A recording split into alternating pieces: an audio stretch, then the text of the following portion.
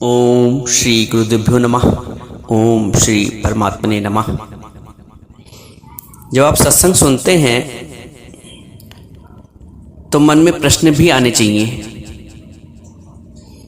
क्योंकि प्रश्न आने का मतलब है कि विवेक जागृत हो रहा है। भारत में विशेषकर हिंदू धर्म में कह लें, सनातन धर्म में तो भगवत गीता के अलावा भी बहुत सी गीताओं ने अपना प्रकटीकरण किया है आध्यात्मिक ग्रंथ के रूप में। जैसे कि अष्टावक्र गीता, जो राजा जनक और गुरु अष्टावक्र के बीच हुए संवाद से उत्पन्न हुई। एक है राम गीता, जो गुरु वशिष्ठ और भगवान राम के बीच हुई प्रश्न उत्तर के रूप में प्रकट हुई। तीसरा हम सब जानते हैं भगवत गीता, जो भगवान श्री कृष्ण और अर्जुन के बीच हुए संवाद प्रश्न उत्तर से उत्पन्न हुई। प्रश्न का मतलब होता है संशय और उत्तर का मतलब होता है समाधान। वो जब दोनों में मंथन होता है तो उससे उत्पन्न होता है ज्ञान। प्रश्न है संशय और उत्तर है समाधान, और इन दोनों से जब मंथन होता है, इन दोनों के मंथन से निकलता है आत्मज्ञान। अर्जुन ने भगवान कृष्ण से प्रश्न पूछे तो 700 श्लोकों की गीता भगवत गीता ने जन्म लिया। भगवान राम ने गुरु वशिष्ठ से प्रश्न किया तो योग वशिष्ठ ने जन्म लिया।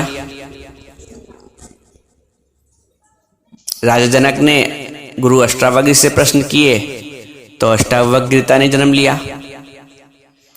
तो गीता या सत्संग या ज्ञान मीन्स प्रश्न और उत्तर। प्रश्न का मतलब संशय और उत्तर का मतलब समाधान। तो प्रश्न दिमाग में, मस्तिष्क में अवश्य आने चाहिए सत्संग में आकर, कि हम गुरु से क्या क्या पूछें, कैसे अपना विवेक को और जागृत करें, कैसे आत्मा में स्थित हों। आज का प्रश्न जो आया है वो किसी ने पूछा है, बताते हैं उनकी उम्र लगभग 58 साल है। प्रश्न उनका ये है कि जब तक रास्ते समझ में आते, लौटने का वक्त हो गया। एक बात मैं और कह दूं उत्तर देने से पहले, कि प्रश्न जो भी हो वो श्रद्धा से युक्त और भावपूर्ण ढंग से होने चाहिए। अगर श्रद्धा से युक्त और भावपूर्ण ढंग से होंगे ना, तो इसका अर्थ निकलता है कि जो पात्र पूछ रहा है वो खाली है। जो खाली बर्तन है वो भर दिया जाता है, लेकिन जो पहले से भरा हुआ उसमें क्या भर सकते हैं। पात्र अगर खाली है तो भर जाएगा, यदि उसमें पहले से ही कड़वा तेल भरा हुआ है तो आप देसी घी कैसे भर सकते हो। आवश्यकता है अंदर से खाली होने की। तो जो प्रश्न होने चाहिए वो श्रद्धापूर्ण ढंग से, भावपूर्ण ढंग से होने चाहिए। इससे ये सिद्ध होता है कि हाँ, कुछ सीखने की ललक है। कभी कभी प्रश्न अपने आप को सही सिद्ध करने के लिए और गुरु को गलत सिद्ध करने के लिए भी होते हैं। हालांकि गुरु सुन लेता है, गुरु के पास तो हर चीज का उत्तर है, लेकिन फिर भी किसी भी एग्जाम में, कंपटीशन में जब हमको उसको निकालना होता है तो उसके लिए हमारी क्वालिफिकेशन होनी चाहिए। तो यदि सत्संग में हम आते हैं, ज्ञान में हम आते हैं और आत्मा में स्थित होना चाहते हैं, ब्रह्म में स्थित होना चाहते हैं, आनंद में स्थित होना चाहते हैं, तो हमारी पात्रता चाहिए। पात्रता जैसे अर्जुन की थी, नतमस्तक होकर भावपूर्ण ढंग से प्रश्न पूछ रहा है। राजा जनक की थी, 12 वर्षीय गुरु को अपने ऊपर स्थान दिया, बैठाया, अपना नीचे बैठ के प्रश्न पूछ रहा है, स्वयं राजा होते हुए भी। तो ये आवश्यक है, श्रद्धा और भाव। श्रद्धा और भाव जब होगा ना, तो उस प्रश्न के उत्तर से जो हमको प्राप्त होगा वो अमृत होगा। और अगर तर्कपूर्ण ढंग से अपने को सही सिद्ध करने के ढंग से पूछेंगे तो उससे कुछ मिलना नहीं, और हो सकता है मस्तिष्क में और विष भर जाए। तो विष तो पहले से बहुत भरा हुआ है। अब समय आ गया है कि मस्तिष्क को विवेक से, ज्ञान से, अमृत से भरा जाए। तो प्रश्न ये है कि उनकी जिज्ञासा है या उनको अब सत्संग सुन के ये अनुभव हो गया है कि बहुत समय निकल गया है, बहुत गई थोड़ी बची, थोड़ी भी अब जाए। बहुत गई, आकलन करके देखो तो जिंदगी का बहुत हिस्सा निकल गया है।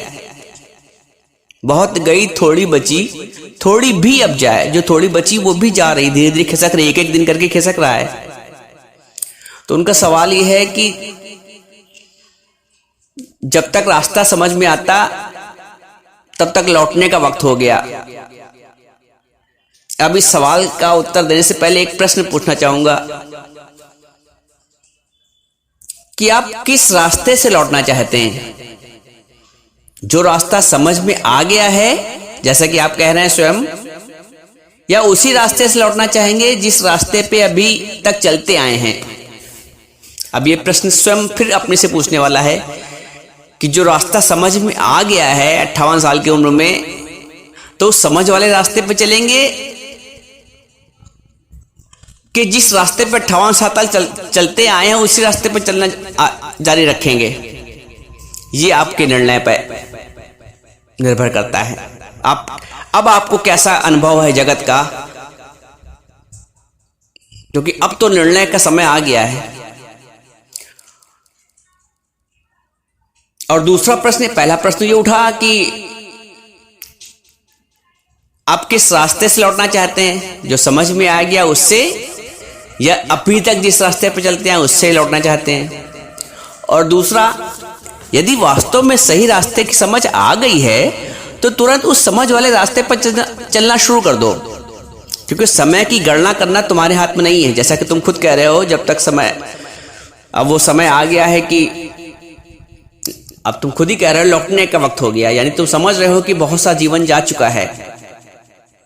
इसलिए मैं कह रहा हूं, क्योंकि समय की गणना करना तुम्हारे हाथ में नहीं है। हो सकता है जिसे तुम लौटने का वक्त कह रहे हो उसके आने में अभी समय हो सकता है अभी प्रभु ने इस जीवन को, तुम्हारे शरीर को 10, 15, 20 साल और दिए हो।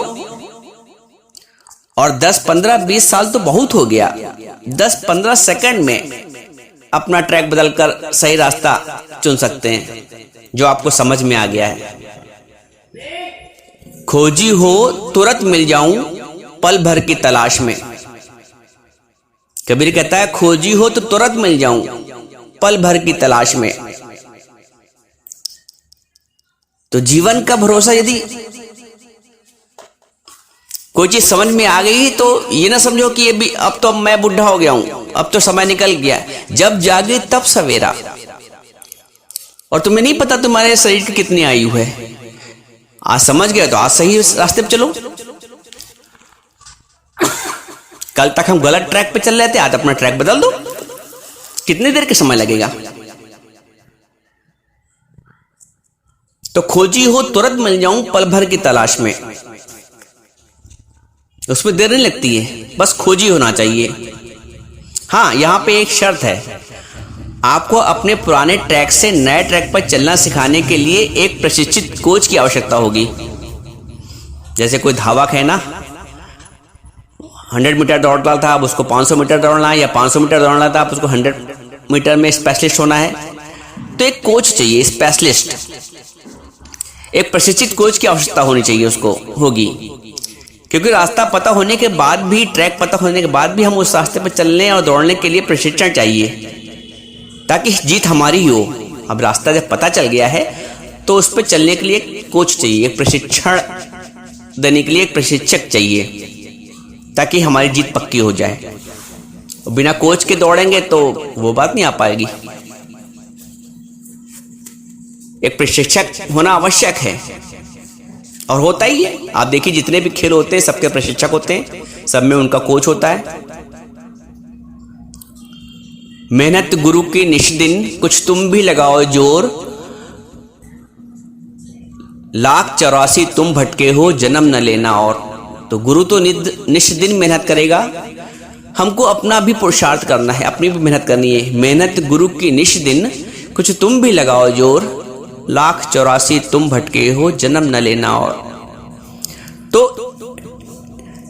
दूसरे ट्रैक पे आने के लिए, जो समझ गए हैं उस ट्रैक पे चलने के लिए हमें एक प्रशिक्षक चाहिए। यहां प्रशिक्षक मतलब हम आध्यात्मिक भाषा में कहें तो वो गुरु है।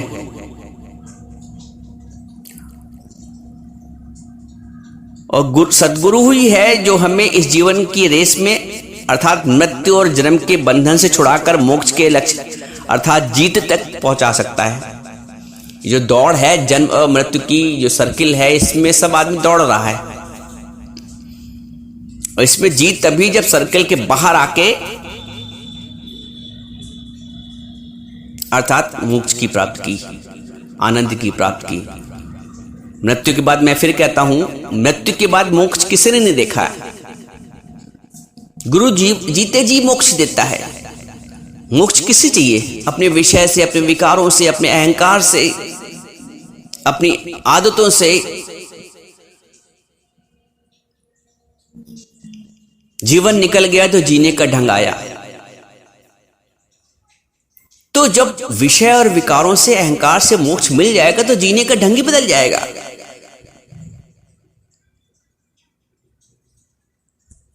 तब अपना जीव भाव रहेगा नहीं, तब परमात्मा ही रहेगा। जो भी कार्य इस शरीर से हो रहा है वो परमात्मा ही करेगा और जिसके लिए किए जा रहा है वो परमात्मा ही है। दो का भाव समाप्त हो जाता है। सत्संग में आकर द्वैत का भाव समाप्त हो जाता है, अद्वैत रह जाता है कि करने वाला भी परमात्मा है और जिसके लिए कार्य किया जा रहा है वो भी ही परमात्मा है। लेकिन इस भाव को आप समझ तभी पाएंगे जब आप अंदर से खाली होंगे। मैंने कहा ना, पात्र खाली होगा तभी भरा जा सकता है। लेकिन यदि आप पहले से ही भरे हुए हैं अपने विचारों से, अपने अहंकार से, तो बड़ी कठिनाई आएगी। आपको बहुत मेहनत करनी पड़ेगी और गुरु को भी करनी पड़ेगी, क्योंकि खाली पात्र को ही भरा जा सकता है। जो पहले से ही भरा है उसे कैसे भरा जा सकता है? तो आवश्यकता है अंदर से खाली होने की।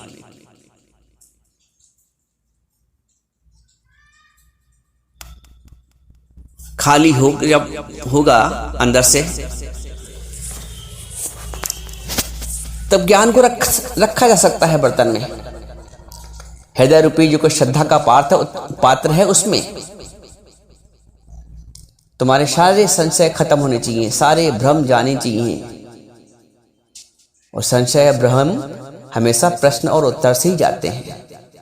अपने अंदर रख के कोई बात आपको जब पचानी होती है कि किसी कोई कहता है कि भाई किसी से कहना नहीं, तो उसको पचाना बड़ा मुश्किल होता है। किसी न किसी से कोई अपना करीबी मिल जाए जिससे मैं कह दूं वो बात, तो एक बात रखना इतना मुश्किल है। तो संशय तो बिल्कुल विकार बन जाता है, विष बन जाता है। जैसे कोई चीज रख दो, कई दिन तक रखी है तो सड़ जाती है ना।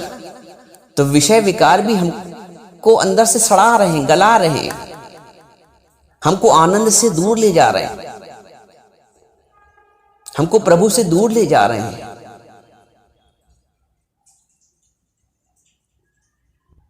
आइए हम सब जो सत्संग में हैं, जो प्रभु के मार्ग में दौड़ रहे हैं, जो अपना ट्रैक बदलना चाहते हैं, उन सबको आवश्यकता है खाली होने की। आज से संकल्प लो कि आज से विकारों से खाली होंगे, अहंकार से खाली होंगे और परमात्मा के आनंद से भरेंगे।